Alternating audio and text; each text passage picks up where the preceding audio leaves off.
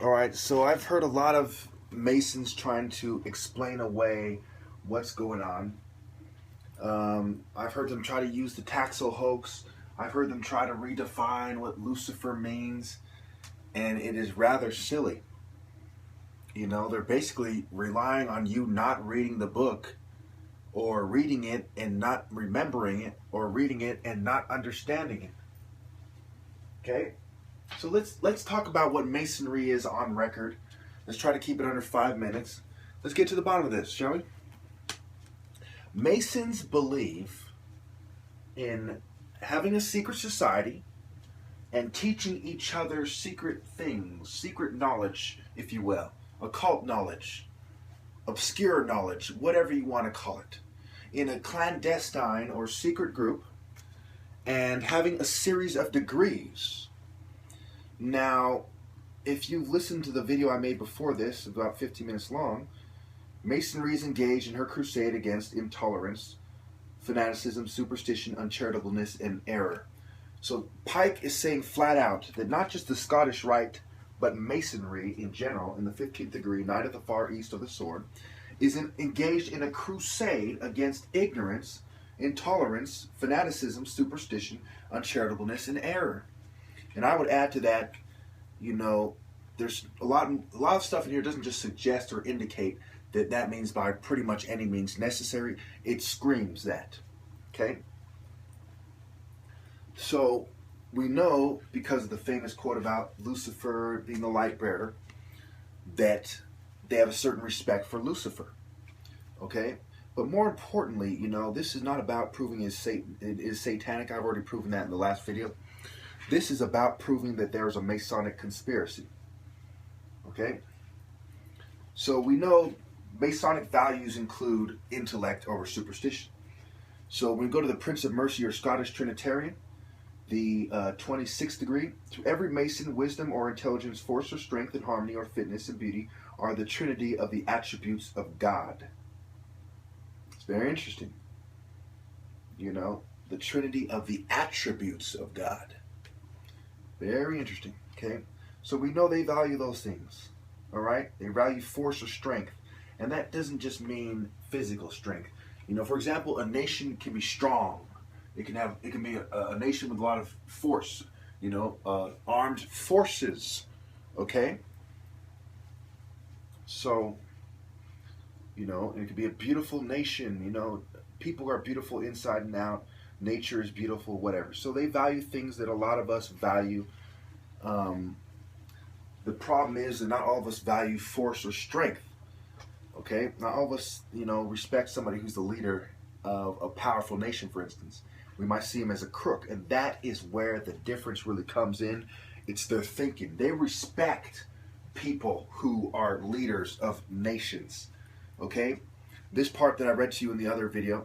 Life is a battle, and to fight that battle heroically and well is the great purpose of every man's existence who is worthy and fit to live at all. Fit to live at all? Where have I heard that, fit to live? Oh, eugenics. Right. To stem the strong currents of adversity, to advance in despite of all obstacles, to snatch victory from the jealous grasp of fortune. You know, which basically means if you have bad luck, you can still snatch victory. To become a chief and a leader among men, to rise to rank and power by eloquence, courage, perseverance, study, energy, activity, discouraged by no reverses, impatient of no delays, deterred by no hazards, to win wealth, to subjugate men by our intellect, the very elements by our audacity to succeed, to prosper, to thrive. Thus it is according to the general understanding that one fights well the battle of life. Now, so we have established that Masonry helps each other gain knowledge, and they believe that life is a battle, okay, and is the great purpose of every man's existence. And they go as far to say, you know, Pike, the guy, you know, major factor in Masonry, I don't think I have to explain that. He goes as far to say as, it is the great purpose of every man's existence who is worthy and fit to live at all. And they say impatient of no delays, deterred by no hazards.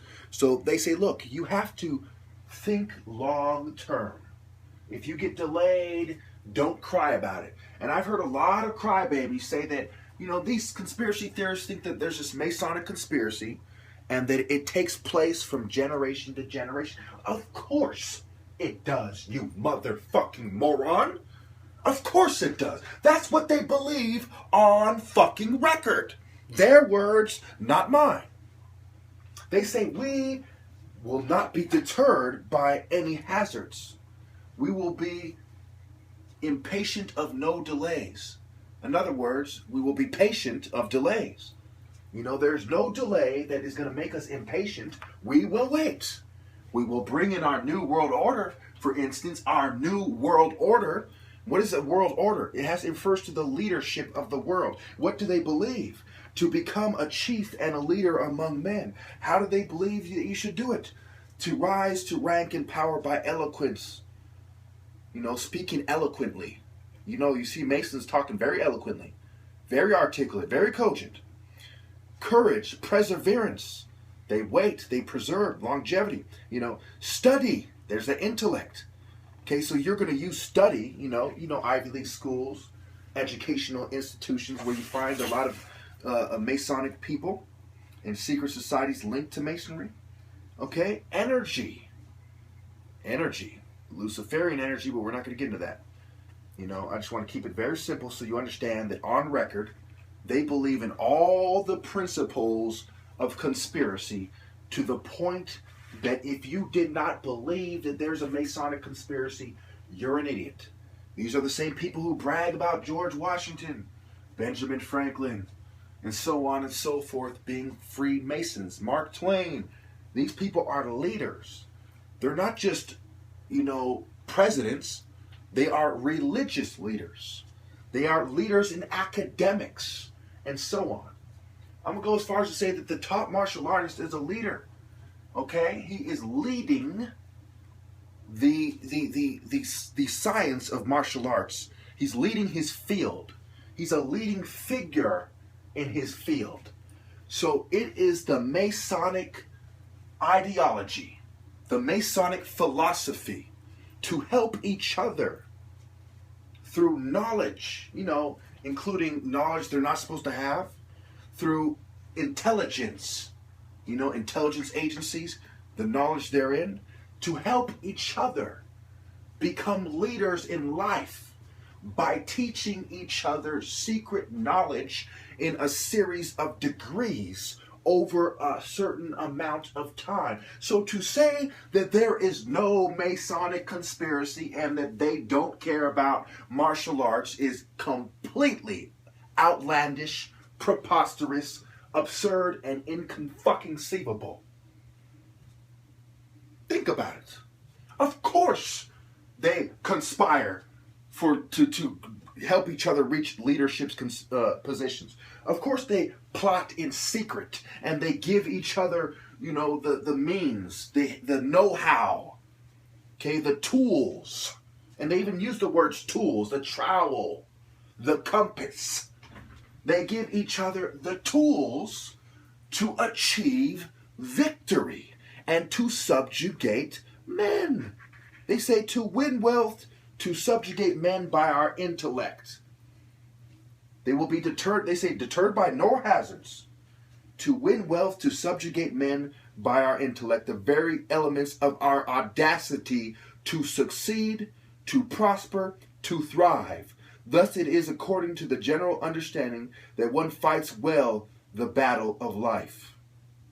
Even to succeed in business by that boldness which halts for no risks, that audacity which stakes all upon hazardous chances, by the shrewdness of the close dealer, the boldness of the unscrupulous operator, even by the knaveries of the stock board and the gold room, to call up into place by disreputable means or the votes of brutal ignorance. These are also deemed to be among the great successes of life. These also are deemed to be among the great successes of life. For those of you who did not hear me the first time, I'm going to translate this for you. They're basically saying by every low, underhanded method, we will be successful. As long as that method requires intellect, tricks of the trade, for instance, as long as this requires critical thinking, we will sneak down to all these low levels in order to succeed. I'll read it again in case you don't believe me, in case you think I'm putting extras on it. Okay? By the shrewdness of the close dealer, the boldness of the unscrupulous operator, ever by the knaveries of the stock board and the gold room, to crawl up into place by disreputable means or the votes of brutal ignorance. These also are deemed to be among the great successes of life. Goes on to say, but that which is the greatest battle and in which the truest honor and most real successes are to be won is that which our intellect and reason and moral sense, our spiritual natures fight against our sensual appetites and spiritual passions, our earthly and material or animal nature. Therein only are the true glories of heroism to be won. They're only the successes that entitle us to triumph. In every human life that battle is fought, and those who win elsewhere often suffer ignominious defeat and disastrous rot and discomfiture and shameful downfall in this encounter. Okay. So, if you listen very carefully, the only way to truly understand what he's saying is to look at it from a perspective of balancing the light and the dark. That's really the only way to look at it. He says, yes, all these people who cheat their way to the top, who win by votes from the ignorant, okay? Who win by underhanded means, the boldness of the unscrupulous operator, okay? Even by using these things, such as in King Solomon's temple, some versions say that he summoned demons to help him build the temple. So even by using the forces of darkness, we will use our intellect to achieve wealth, leadership positions, and to subjugate men. I mean, when you break it down for what it is, they believe. Now, I'm not arguing the Satanism in this video. This video is simply to establish the painfully obvious. Masonry isn't just involved in a great conspiracy that involves at least 5 or 6 million people around the world, since there are 5 or 6 million Masons in the world, and a high percentage of them are in, pertinent positions in life. Okay? This is a conspiracy that involves 5 or 6 million people plus. And this is what they believe. On record. Pike didn't just say this is the Scottish Rite Whoop-de-Woo. He said this is life. This is what it means to be alive. And we have the knowledge to achieve this. And we are a fraternity of initiates who reveal sacred, esoteric, and occult truths to each other. And we use our morals and our values as a compass to achieve our goals. I mean, this is a conspiracy, a great conspiracy by definition. Textbook. If you have been listening to what I am saying, it should be impossible for you to come to the conclusion that there isn't a great Masonic conspiracy. This is what they believe.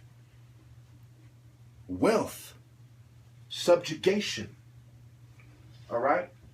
Now, there are examples in the Bible to this effect, but if you follow Jesus alone, you would understand the importance of poverty versus wealth, the importance of living in the spiritual world versus living in this world. Masons are absolutely concerned with this world. They said, if you do not see it that way, you are unfit to live. And I'm going to end it by reading that again. To fight that battle heroically and well is the great purpose of every man's existence who is worthy and fit to live at all. To stem the strong currents of adversity, to advance in despite of all obstacles. And it goes on to say, to win wealth, to subjugate men by our intellect. Thank you.